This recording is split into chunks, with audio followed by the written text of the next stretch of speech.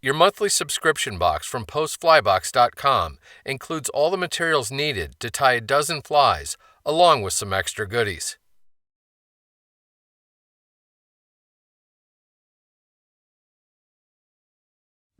The Psycho Prince Nymph is a variation on the classic Prince Nymph.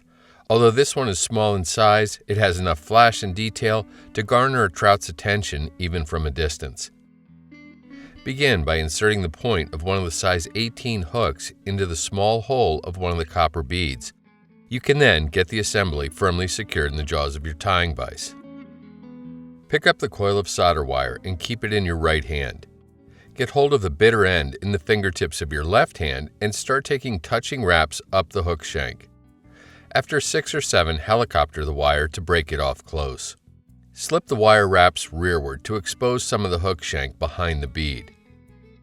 Pick up a small amount of super glue, here fly tie or cement, and apply a drop to the hook shank between the wire wraps and the bead. Quickly slide the wire wraps forward up into the back end of the bead and hold them there for a few seconds to ensure the adhesive sets. With the adhesive set, you'll be able to tuck in that pesky little tail of solder wire nice and close to the other wraps. For thread, load a bobbin with a spool of black unithread. Get the thread started on the hook shank behind the wire wraps. Go back over the wire wraps with wraps of tying thread to further lock them down. End with your tying thread hanging at about the hook point, then snip the excess tag off close. Continue taking thread wraps rearward to the start of the hook bend, then return your tying thread forward to behind the wire wraps. For the tail of the fly, pull down and strip off 2 of the red goose biots. Separate the biots and get hold of one of them in the fingertips of your right hand with the concave side away from you. Measure to form a tail about a hook shank in length, then anchor the biot to the far side of the hook with a few tight wraps of tying thread. Pick up the second red biot, this time with the concave side facing you. Measure it to the same length as the previous biot and secure it to the near side of the hook. Continue taking rearward wraps to bind both biots to the hook shank all the way back to the start of the bend. The tails should splay something like this. With the tails in place, take forward thread wraps to just behind the wire wraps and snip the excess butt ends of the goose biots off close. Take a few more thread wraps to fully anchor the snipped off ends.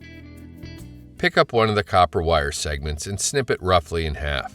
Begin anchoring one end of one of the halves to the near side of the hook with tight wraps of tying thread.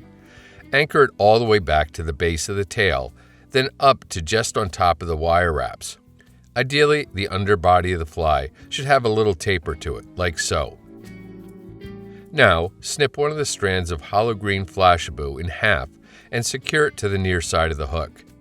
Make sure it's bound down really well to the base of the tail. Return your tying thread to where you started and begin taking touching to slightly overlapping wraps with the flashabou up the hook shank to create a shimmery body on the fly. Anchor the flashabou with wraps of tying thread and snip the excess off close. Next, get hold of the copper wire and begin making open spiral wraps with it over top of the flashabou to rib and segment the fly. 5 or 6 turns usually looks pretty good. Anchor the wire with tight thread wraps at the back of the bead, then helicopter the wire to break the excess off close. Pick up the white goose biots and strip 2 of them free. Once again, separate them and place one with its concave side away from you against the far side of the hook, so the tip of the biot extends to the base of the fly's tail. Anchor it at that location with a couple of wraps of tying thread, then tie in the second biot on the near side of the hook in the same manner with the concave side facing you. Once the white biots are looking good, carefully snip the excess butt ends off as close as you can, then take a few wraps of tying thread to further lock them down. Chartreuse Zealand is used to form the wing of the fly. Pick up one of the lengths provided and snip a 2-inch segment free. Separate that segment lengthwise into 2 roughly equal strands. Then separate those into 2 equal strands.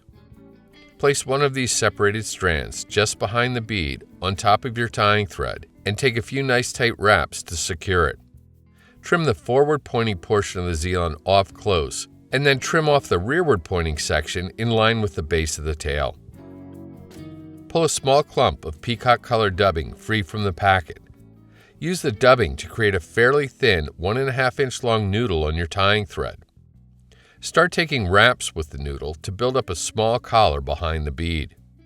End with bare tying thread at the back edge of the bead.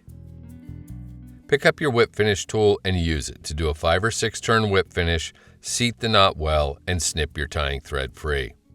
Then trim off any unruly dubbing fibers. And there you have it, a Psycho Prince nymph ready to fish.